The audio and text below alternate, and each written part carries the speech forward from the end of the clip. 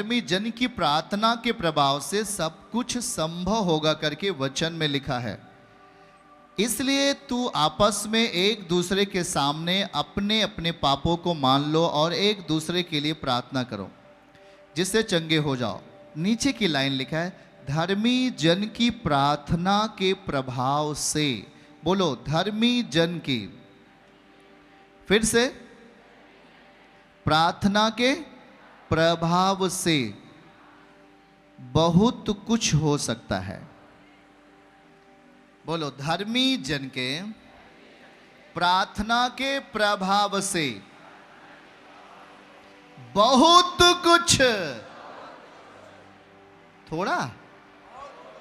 थोड़ा होता है। धर्मी जन जब बोलता है तो थोड़ा नहीं होता। आमीन बोलिए। यदि तुम में कोई दुखी है तो वो प्रार्थना करे, सही है। और यदि कोई आनंदित है तो स्तुति को भजन गाए, महिमा करे अगर कोई आनंदित है। यदि तुम में कोई रोगी हो तो कलीसिया के प्राचीन को बुलाए। किसको बुलाए? कलीसिया के प्राचीन को बुलाए। वे प्रभु के नाम से उस पर तेल मल करके उसके लिए क्या करेगा? वो प्रार्थना करेगा। जब प्रार्थना करेगा तो क्या होगा? आगे पढ़िएगा। और विश्वास की प्रार्थना के द्वारा, तेल लगा के प्रार्थना करने के द्वारा, विश्वास की प्रार्थना के द्वारा, प्राचीन के प्रार्थना करने के द्वारा वो रोगी क्या होगा? और प्रभु उसे उठाकर क्या करेगा? खड़ा करेगा। यदि उसने पाप भी किए हो तो उसकी क्षमा हो जाएगी। ये एक धर्मी जन की पावर होती है। इसलिए आप किसका सुनना है? चोर की सुनना है? व्यभिचारी की सुनना है? लोभ और लालचियों को सुनना है? धर्मी जन की सुनना है। और धर्मी जन की सुनोगे तो आप तो चंगे तो होंगे, आपके पाप भी माफ होंगे यीशु के नाम में। आपके पाप भी क्या हो जाएंगे? और आगे क्या लिखा है? इसलिए एक दूसरे के सामने अपने अपने अपराधों को क्या करना है? मान लेना चाहिए। जैसे आप आए हो इधर, तो आप इधर खुदा ने हमें ठहराया तो आप अपने पापों को मान लेते हैं। जब आप अपने पापों को मान लेते हैं तो बाइबल कहता है आपके लिए जब प्रेयर होगी तो आप चंगे हो जाओगे। अगर ध्यान से सुनो, यदि आपने अपने पाप को जाहिर नहीं किया, आपने अपने पाप का खुलासा नहीं किया, आप कभी चंगे नहीं होंगे। आपने पाप को अपने अंदर छुपा दिया, पाप आप में बल पाएगा, आप कभी चंगे नहीं होंगे। इसलिए जब कभी भी आप चर्च में आते, आपसे जो भी गलती हुआ करे प्रभु के सामने इधर रख देना है, ताकि धर्मी जन जब प्रार्थना करें तो आप क्या हो जाओ? लिखा क्या है? धर्मी जन की प्रार्थना के प्रभाव से बहुत कुछ, यहां तक कि आप चंगे भी हो जाएंगे, यहां तक कि आपके पाप भी क्षमा हो जाएंगे। आमीन बोलिए तेजी के साथ। तो समझ में आ रहा है कि नहीं? धर्मी जन की प्रार्थना। बोलो, धर्मी जन के प्रार्थना के प्रभाव से बहुत कुछ हो सकता है। किसकी प्रार्थना से? किसकी प्रार्थना से? धर्मी जन के प्रार्थना से। इसलिए धर्मी जन की बात सुनना चाहिए कि नहीं? कि नशेड़ी की सुनना चाहिए? और जब शादी विवाह घर में होता है, जो बहुत दारू पीने वाला, खूब नशा करता है, व्यभिचार करता है, उसी के पास जाओगे, भैया ये बताओ कैसे होई? तो बोलेगा पहले एक बोतल दारू लाना, तब मैं बताऊंगा कैसे होगा।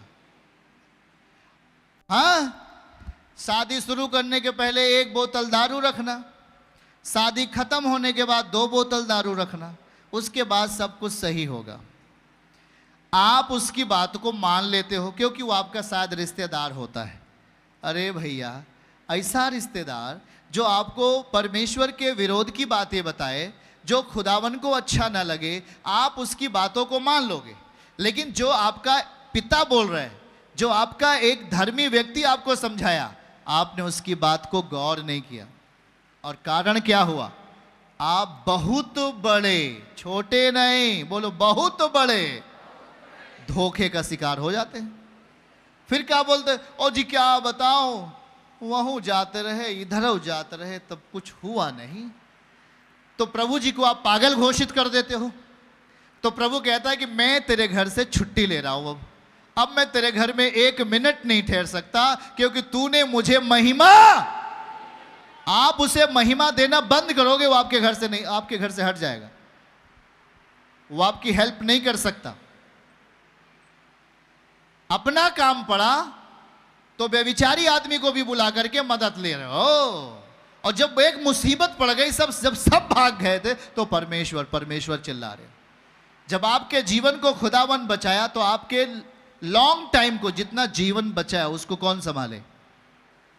शत्रु संभाले? बोलो परमेश्वर संभाले कि नहीं? तो किसके हाथ में देकर चलोगे अपना जीवन? किसी चोर के हाथ में अपना जीवन दोगे क्या? पाप के हाथ में जीवन दोगे क्या? हाँ, परमेश्वर के हाथ में। और जब प्रभु के हाथ में जीवन दोगे, शर्मिंदा कभी नहीं आएगी, शर्मिंदा कभी नहीं आएगी। आमीन बोलो ऊंचा। पड़ोसी को एक बार हिला के बोलो, शर्मिंदा नहीं आएगी। थोड़ा हिला दो बगल वाले को, फिर से एक बार हिलाओ। हालेलुया। आपके अंदर यदि पाप बल पाता है, परमेश्वर कभी बल नहीं पाएगा। ध्यान दे लो, घर का काम करते हुए किसको गाली दे रही थी आप? हाँ, घर का काम करते हुए किसको आप श्रापित कर रही थी? नहीं करना आज के बाद। अगर आपके अंदर पाप बल पा रहा है तो परमेश्वर आप में बल नहीं पा रहा है, इतना आप ध्यान देना।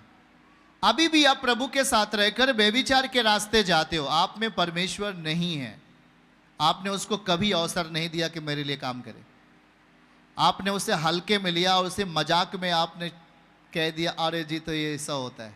याद रखना है, जब समस्या आती है तो ना आपका कोई होता नहीं। कभी आपने सोच के देखा है 10 रुपए मांगने जाओगे, कोई आपकी हेल्प करता है जल्दी?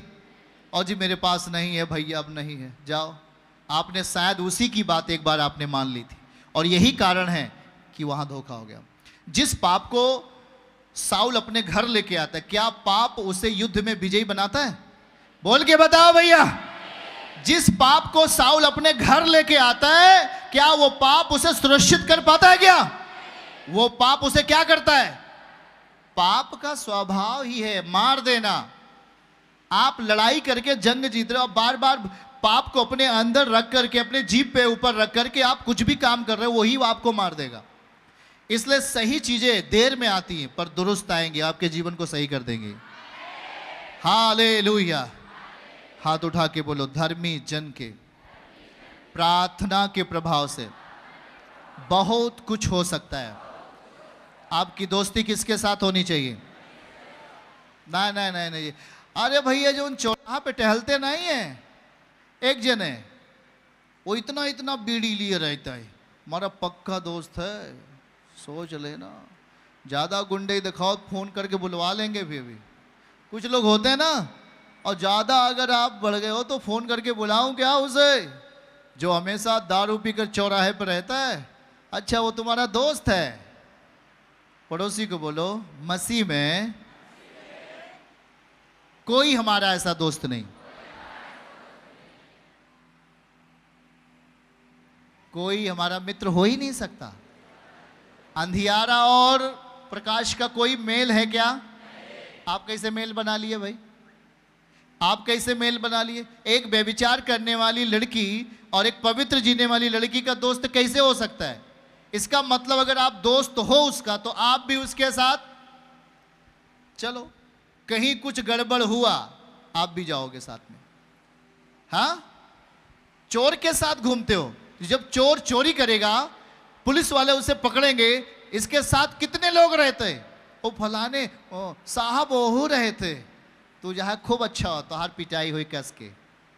पुलिस वाले का भी प्रशासन मानेगा क्या? बोलेगा किसके साथ रहता था? चोर के साथ में, तुमने भी चोरी किया है। बोलो, मसीह में मेरा मित्र वही हो सकता है जो परमेश्वर से प्रेम करता है।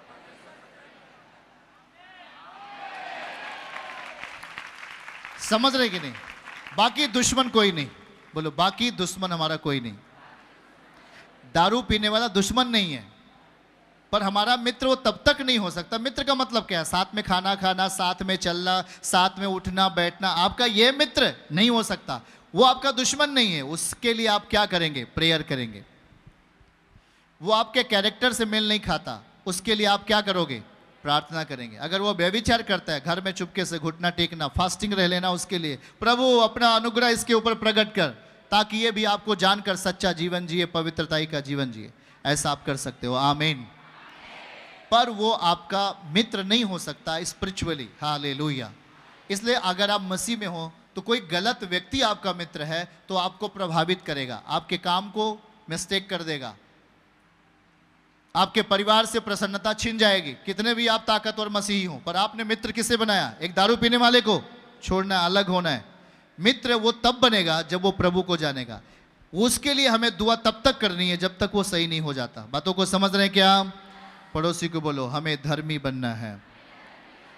आप धर्मी जन की बातों को सुनोगे कि नहीं? आपका मित्र कैसा होना चाहिए? आत्मिक होना चाहिए या शारीरिक? आपको लाभ कब मिलेगा?